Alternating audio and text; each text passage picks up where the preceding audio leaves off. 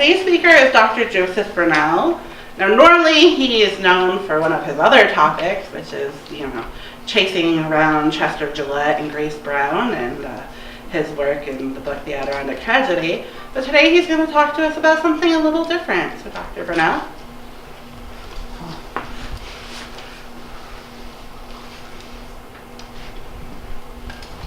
I don't bounce as much as I used to, or as well.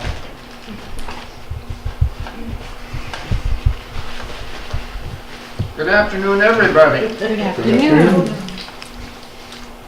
I've got things all over the place. I hope I find the right ones at the right time, but we'll make do with whatever I do. Fortunately, we've got them up on the screen, and there are only about 15 pictures along with this one. And because of the questions that have come up about this one, I think it's worth commenting upon. This is the ship, this is not the Lusitania, for example. The Lucy went down sometime before. But this one is a ship that was smaller, 13,000 tons, whereas the Lusitania may have been over 40,000. The one we remember most that hit the iceberg, she was about 45,000. So some of them are very big and lofty looking ships. And that's what the owners of this relatively small ship wanted to duplicate if they could. Well, not in reality. You can't change the size of the ship very easily. But when you do print pictures of the ship, you sort of like to emphasize the best things, maybe the biggest things. In this case, this is a painting, not a Technicolor photograph. And in it, you've got a very big funnel. You're still exaggerating steam because steam was the magic word when steamships came into being. And this is one with a big funnel. If you see the actual photographs of the ship, it's much smaller. But we have to live with that. It's reality. It also seems to be a rather tall ship going up in the air quite a ways. And for people who went on steamships to get across the Atlantic, you're stuck for about 7 or 8 days until the real fast ones came along. So you imagine the ship to be something, when you stand at the rail and pull away from the dock, big. And any contrast you can build into it is good for your image. And your image is what you're building up here. And this one, reminds me of the Empress of Canada, which carried me from Montreal to Liverpool. 20,000 tons for the Empress. And she didn't start as an Empress. She started as something else in the system. Duchess of Richmond. But as soon as the passengers, middle-class passengers, as soon as the passengers began to wander the ship, sooner or later one of them is going to find the brass or bronze plaque, which was put in when the ship was built and had the original name. And in no time at all those middle-class passengers know the name of the ship as it originally was, the Duchess of Richmond. By about the second or third day out of Newfoundland, they were simply calling it the Drunken Duchess. She had a round bottom, and she rolled. From beam to beam, she rolled. And that's one of the things that you never forget. You can't forget it at the moment. Your stomach doesn't do much about it. You wonder why they use so much sawdust on these ships. Well, there's a reason. And during the night, they clean it up and take it away anyway. But next day, maybe again. The dining goes down for about 2 days, then it comes back slowly. So this is the ship that did North Atlantic, mostly between the northern English and Scottish and Irish ports, and Halifax in the wintertime, and Montreal in the summertime, Montreal. Never forget leaving Montreal. Looking down off the rail and everybody they're all strangers. Nobody knew each other at that time. But down at the foot of the staircase was a 3-member whoompa band playing away for our benefit. And when we pulled away from the dock, the whoompa band followed. They picked up their instruments and went right along to the end of the dock. You can't beat that for a show because you're part of it, just listening. So that was the sort of thing which took people away. Now, I'm going to be giving some impressions, but you must remember that this is 1939. On the 1st of September, Germany invaded Poland. On the 3rd of September, 3 days later, the British declared war on Germany because of it. And that left ships like this stranded in a way, because many of the big ships with the big names, like the Queen Mary, were quickly gobbled up by the government so they could be used for transport of military affairs and military equipment. They were faster than U-boats, but this one wasn't. And that played a role in it. I'm going to have to point out something that will become obvious in a minute. For me to play a part in this, it was as a schoolboy, 12 years old. How much do you remember at 12 years old? We all have to think about it, and I don't think I remembered that much or that well. And in our family, every summer we went home to the farm down in Oswegatchie on Route 3. That's where the immigrants of the Irish end of the family started out in 1841. My mother insisted on going back to the farm. This was her only respite from urbanism. I mean, the urbanism she's talking about was little hamlets. Little Oswegatchie was no big raging urban place. But we lived with that anyway. And I lived with it as a 12-year-old. Because the act of being in the Depression in the 30s, in the Great Depression, the 12-year-olds knew about it. The students knew about it. We as children knew about it. Our parents didn't raise Cain and make a huge sermon out of the whole thing at all. We simply heard them mentioning things like, well, we can't have that this year, maybe we can afford it next year. I think that was a common thing to hear.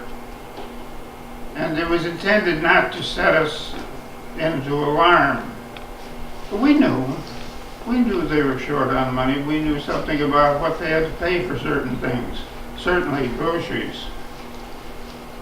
My father would make sure in the wintertime, and he was an engineer who didn't always have a job, that in the wintertime when he did have a job, he would have gone out ahead of time during the summer months and rented a furnished house. This is what my mother wanted. I'm not sure my father cared, but he'd get it for her and stay in places like Gabriel's, New York, Port Byron, Babylon, Long Island. Strange combinations of places depending on who is building what and where and when. I learned very early on that one of the things that happened is that this changed every summer. My father would go out during the summer and find the house to rent and rent it, and we'd be committed to live there for the next 10 months. So we're kind of stuck with that, and as a 12-year-old boy, by the time I got to being 12, I wasn't all that much fun about talking about it, probably, because I knew that there was a lot of repetition, and the repetition wasn't always fun repetition. In June, in the schools, they all went to with a big heaving sigh of relief, I think. These things were students saying, "See you in September, have a wonderful summer." Yeah, I yawned. I wasn't going to have a wonderful summer because of that. I had to chase the cows and collect berries, and that's what went on the farm. when they said, you're going to have a certain room, a certain teacher, and when you come back in September. Who cared?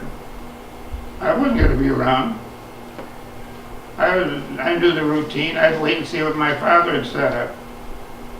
So that was the way things had been in the early 30s and the mid-30s.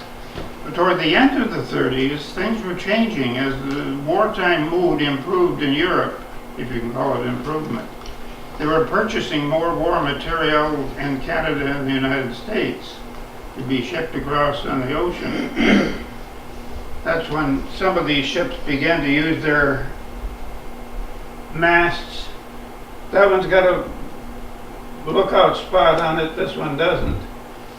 These were primarily for not cargo, but for individuals, people.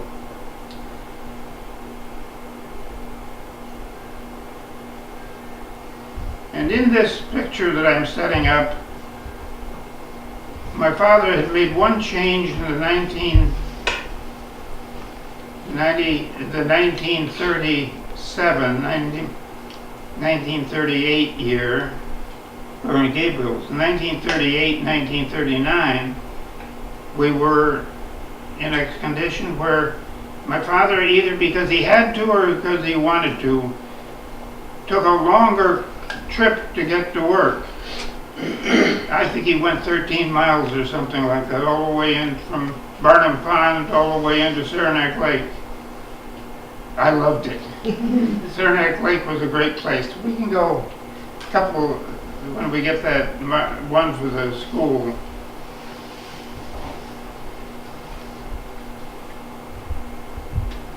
There it is. I loved that school from the moment I first saw it. It looked like a school, or it looked like what somebody taught a school ought to look like. And this end was a wing that was the gym, and that end was a wing which was the auditorium. The main front door went straight to the offices, and students didn't use it very often. They weren't encouraged to use it. But come 1939, something was changing. And that was that when my father came back, probably May of 39, he let me know that we weren't going to move this year. We're going to come back to the same place. Same landlord right next door. Well, 2 houses just to get a bigger house, but nothing more than that. You mean I'm coming back to Saranac Lake? Yes, I think my father knew what was going on inside. Saranac Lake was a nice village. Even my mother didn't complain too much about it. She didn't like walking salesmen coming to the door, but that's understandable.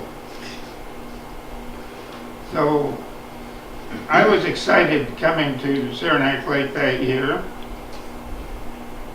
And there was a small side story to this I have to drop on you, and then you can leave it and run. My mother never quite got enough summer vacation on the old farm. So she figured out a way, knowing that I transferred in schools very readily, to keep me in the little one-room school for a couple of extra weeks. Then mid-September, then go to the new place. It was a bit of an imposition upon me, but I didn't mind. I didn't mind traveling. I knew the business of transfer. So I did my thing, and we went to Saranac Lake, not knowing what is going on across the ocean at about the same time. And so it's already set that we got there, and I got up in the morning. I ran to school. It's only a mile. I ran to school and went right to the main office, because these are the administrative offices right in here. Boy, I was ready. I did my transfer work to almost telling the clerk how to do it, because I knew the form, she didn't. And she said, you go, but I was gone. Take a right turn right here and go back into the principal corridor, which goes left and right. make a left turn, because I knew where Miss Kelly's room was, because she was the one that we were told was going to be the homeroom teacher. That set of windows right there. So I had to make a left turn in the main corridor and run down there and run. I suddenly found that I had frozen into the pavement, the floor. I was looking ahead and the students from behind were bumping me for my sudden stop. That teacher up ahead guarding the door of her homeroom was not her. I don't know who was. Compared to her, we can get another, so we can fish out the picture of Miss Kelly and her brother. Right there. The one thing I could come up with in memory the other day was height. She was short. No question about it. Didn't bother us any. But this woman at the door was about, I say 8 feet tall, but a lot of that is not 8 feet tall, and it's not basketball. It's just taller than she was. And I didn't know what to say or do. I still had the flimsy for the transfer in my hand, and she grabbed it and swept it out of my hand and said, "Go take any place that nobody is sitting at." So I did.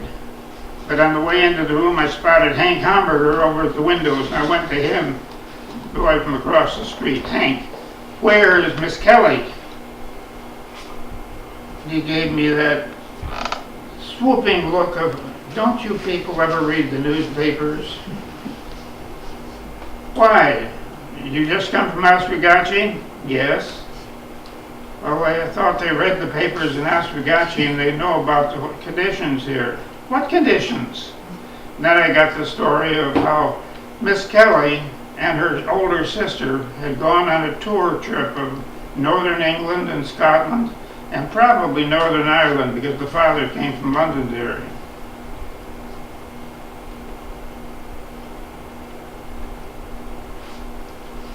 So they went on a trip. Don't you listen to the radio either and the news? And then he told me about what had happened on the ship. Those two girls, well, they were 30 anyway. One was even 33, I think. Those two women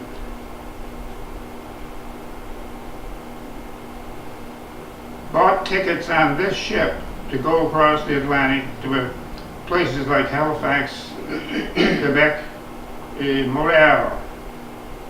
Because they're New Yorkers, they know the routes of getting up to Montreal and making a change there. I did it. Other people have done it. But we weren't ready for that as students to listen. Most of the students didn't care that much. But what had happened is that these people were on board this ship, overloading it, by the way. They had to snap together some spare lumber and make berths for the overload. The ship went down, took all night to sink. It was probably a good idea, because if it had gone down in 10 minutes, they would have lost over 1,000 people. They had 1,400 sailing on board as passengers and crew. And of them all, most of them got out. I think the total loss was about 138, which is not too bad. Most of that occurred in the water because they had lifeboats backing up behind destroyers and merchant ships, which the destroyer captains and the merchant ship captains didn't know about. So if you back up your ship and chew up the lifeboat, you're going to do some tremendous damage. Anyhow, they were by this time, and I just paused to say that it had begun between, when we see a room coming up in a minute, it'll be the dining room for tourist class. And people in that came at 7 o'clock, the first sitting. By 7:15, the torpedo hit. By 7:30, they were all scampering up the stairs. There's the stairs. And the rest is a stock photo they probably have used for years of what the tourist room looks like. But all of a sudden, in an instant almost, everything changed. Torpedo hit between bulkheads, I've forgotten which sections. And why shoot a torpedo in peacetime? You have to read the reasons given by the commander of the U-30, which shot the torpedoes. It doesn't make a great deal of sense, but then Hitler never made a great deal of sense. And he never punished this guy either. So make your own judgments a little bit about people in power in that place at that time. I have to pause for 1 minute and ask for the time. 12:30. Half past. 12:30. 12:30, okay, we're pretty much on track. The Lusitania was before or after this? Well, going up, by the way, I must point out my hearing is terrible. The Lusitania was sunk before or after this? Yeah, and the one we think of with the iceberg is which one? Titanic. Titanic. She had a sister ship who sailed after she did as a hospital ship, and she got hit by a mine or something, went down in I think less than a half an hour. So some of them can be pretty rugged in terms of reliability of what you think is going to be automatic. Lifeboats don't run themselves. They have to be championed or led by a sailor who's done this before. Now, where is he when everything is falling down around you? Usually not visible because he's tied up with something else. Anyhow, people went into the water mostly in an organized fashion. The pictures, and I think we may have a picture of the loading of one of the ships coming up to the city of Flint, which is the name of a ship that was take them on. They had oars, but didn't necessarily know how to use them. They'd never had any practice at this. And the petty officers who may be in places like this down here with an officer's type cap, they could help, they could instruct, but this is bedlam going on, and you can almost see it tearing yours and everybody else's hair out. Oars. I don't want to be part of it. But two freighters, one yacht owned by a Swede, but it had been previously owned by an American millionaire, and 3 Royal Navy destroyers all appeared on the scene and started trying to help. The trouble is they'd never done a coordinated thing before, so they got in each other's way without even knowing it. And when they backed up and chewed up the wooden bolts with their screws, that was when you knew something was terrible.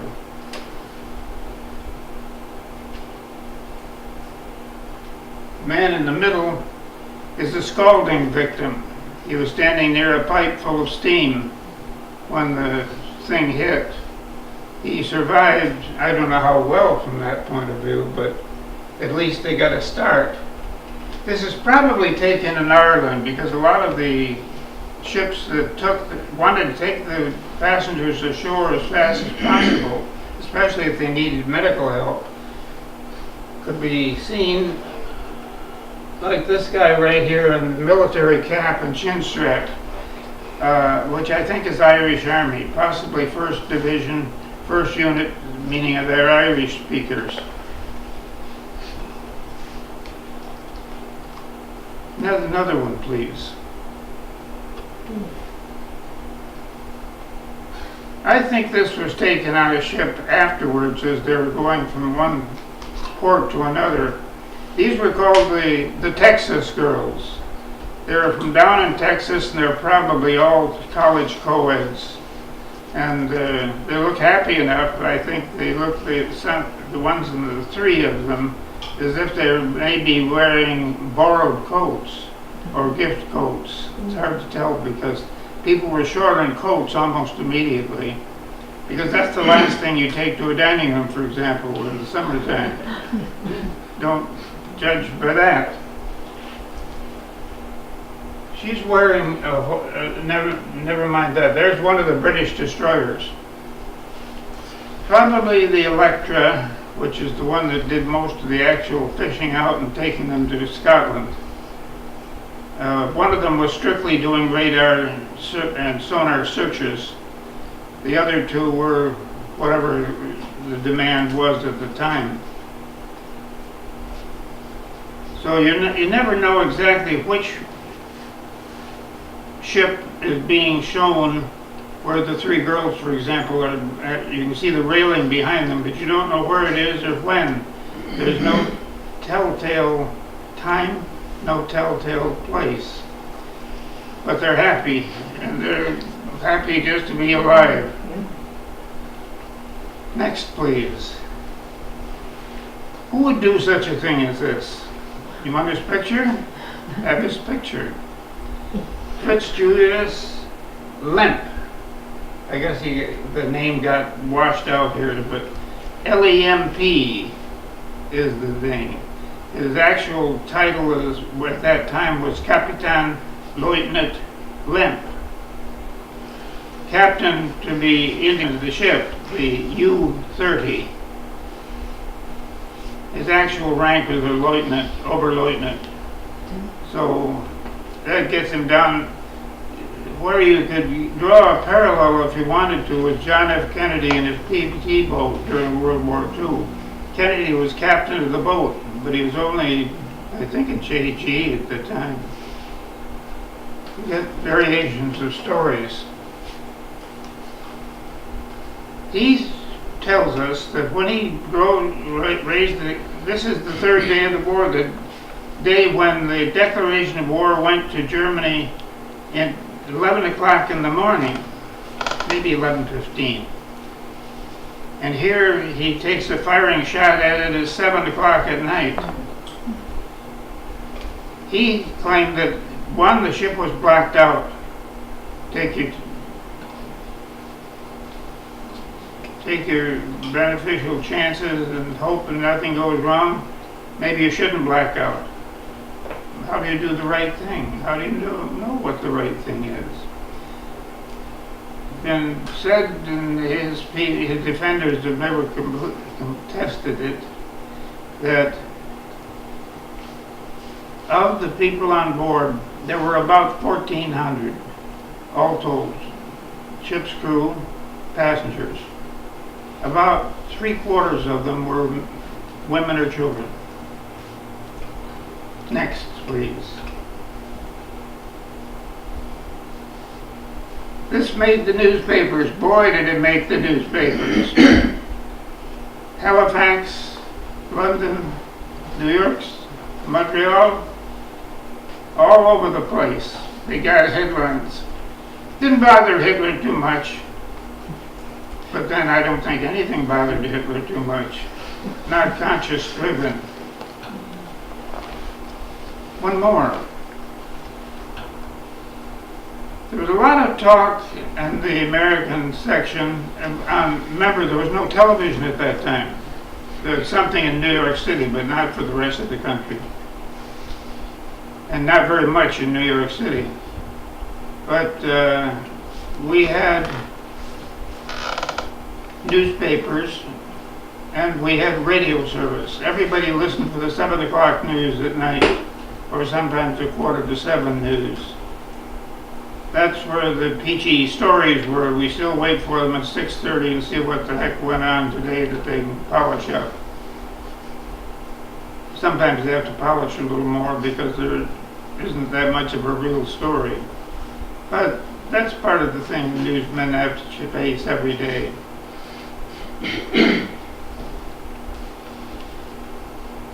From Secretary of State's office in Washington.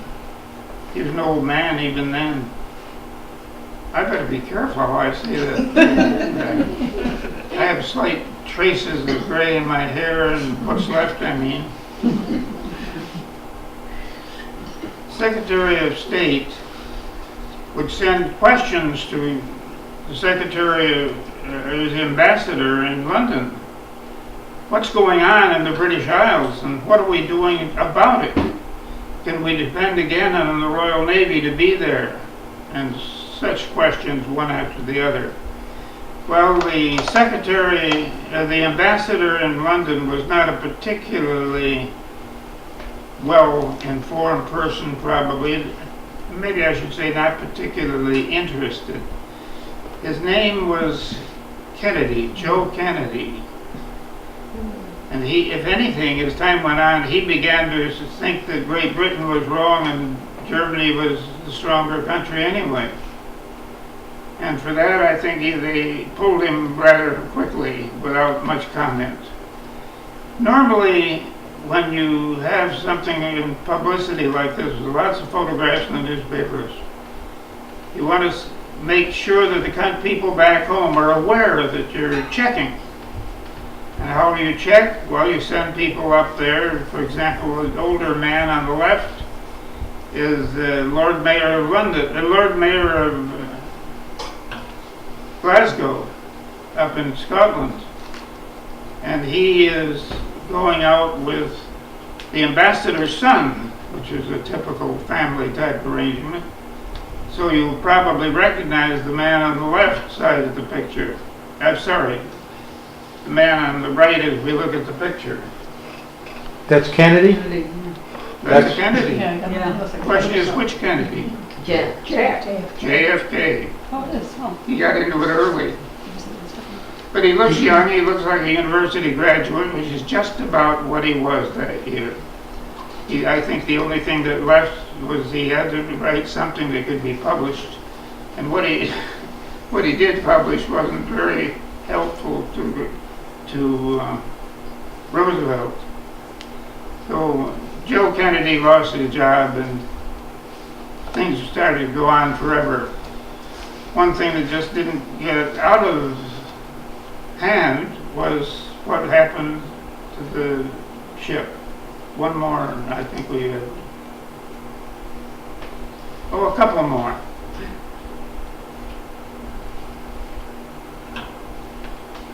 I had a just go back to where we were, where they're working with the box or boxes. It's not clear the nature of the thing. There's a man in shirt, suit, tie, and a hat in his hand on the left. Middle-aged man at least. Joseph Kennedy. That's Joe Kennedy. Pardon? That Joe Kennedy. On the left. I don't know. I don't think so. Looks like him. Does look like him, especially the glasses. Yeah, he didn't look like it. But this probably is what we call an undertaker from one of the Scottish ports visiting the ship. And there are at least two guys, these two on the right, who aren't totally up in shirt, tie, and spiffy dress. They may be members of the crew, they may be officers who have grabbed a coat somewhere, and they're getting ready to take a body and get it back to Canada. Little girl of 10 years old.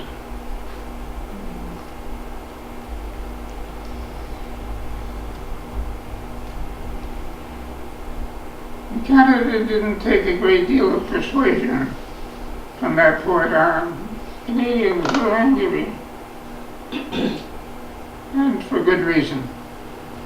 You don't see 10-year-olds going down the drain for no good reason. Next picture, I think we'll try it again.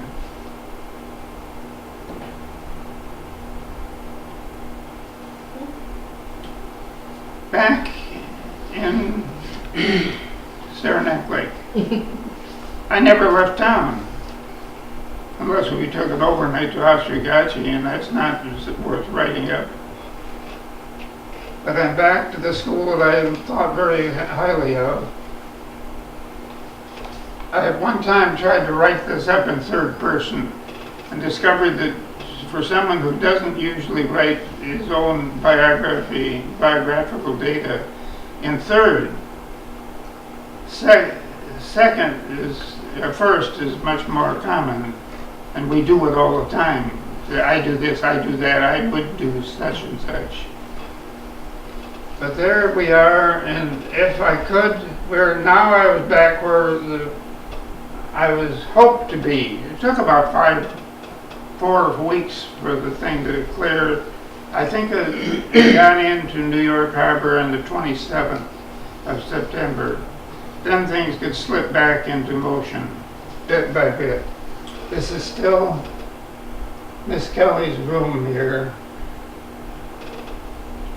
And right around the corner is the auditorium with the high windows. I mention it only because it's the only other thing that I would remember so well about this building had to do with the auditorium. 2 things. One I'd rather forget, but it worked. The music teacher knew a good gag when she saw it.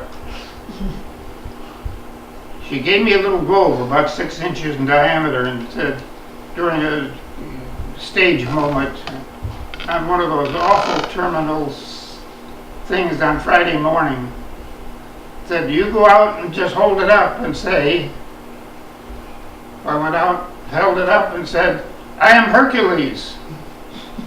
Brought down the house.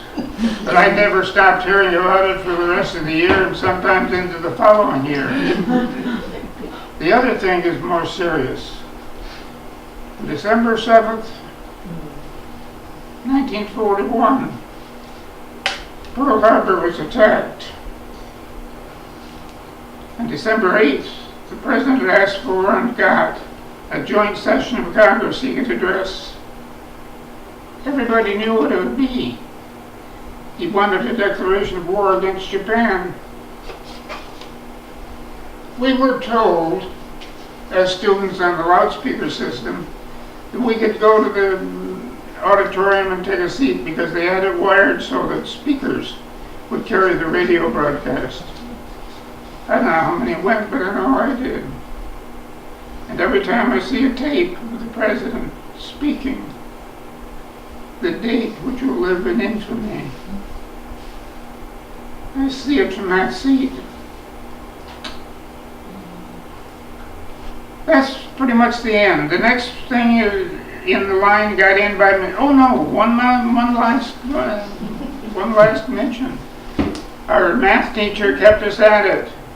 And we kept going and going and going right into January when we had to take Regents exams at an 8th grade level, which was relatively new, I think, at the time, for external exams to come in, made up in Albany. And we apparently did rather well. We got eight of us got perfect papers. I'm head of the list only because of alphabet. I don't remember the exam or whether it was hard, easy, or what, but it was kind of fun. And it's kind of fun to, who would do this? My mother must have been the one who clipped the clipping out. Probably the Watertown Times, but I don't know for sure. And then put it in a scrapbook, and I didn't find it for a number of years. There is a mistake in it. They call her Mrs. Mary Louise Kelly. The 3 girls never married, never had children of the Kellys. So, But survived that ship. she got back and so did her sister, but she wrote memos which have been picked up.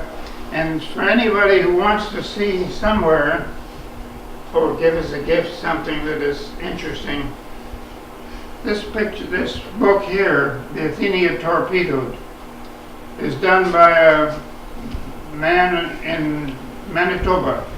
It's like saying, here's something in Chicago. Central Canada, right in the middle of the country. It's interesting to me because, solely because there's a picture of him just inside the cover flap. He's got a white hair. Imagine having white hair. I guess I'll have to live with that anyway. But he is living in a building I was in one summer myself when I was teaching summer out there. And that's one of the things I'm so glad I ever did, was teach in the prairie provinces 4 different years. I didn't care that much for Alberta. But Winnipeg is a nice old city. And everybody, when you say old city, you mean it. Thank you for being a very polite and very talented audience.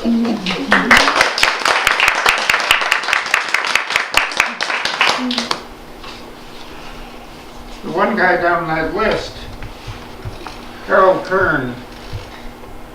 The first year I was in that place, I was in a little room where it was the home room for 7th graders. That was me.